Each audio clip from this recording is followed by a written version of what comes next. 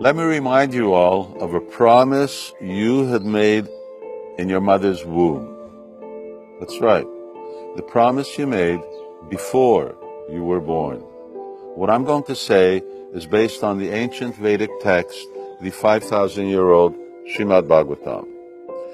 In describing the soul's entanglement with matter, the Bhagavatam explains how we entered our mother's womb and how our bodies developed there. Head turned towards the belly, back and neck arched like a bow.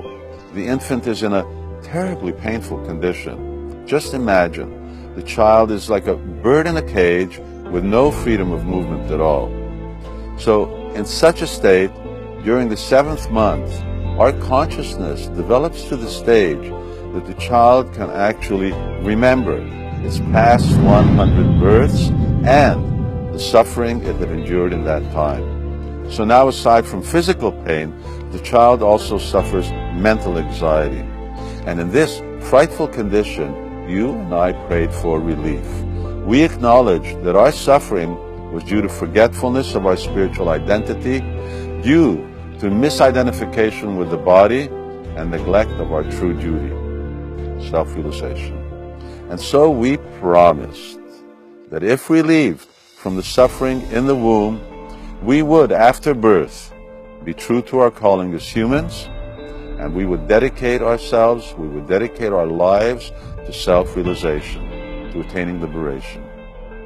But after 9 months passed, even though nurturing such sublime desires, and when our time arrived, head downward, breathless, and deprived of memory, due to severe anxiety, we took birth. And once again, we entered this world, smeared with blood, and in a state of ignorance, we again became forgetful of our spiritual identity and of our promise. We made a promise. And this video is dedicated to reminding viewers of the promise we all made. Many years ago, someone reminded me of my promise. And so here I am, my life dedicated to self-realization.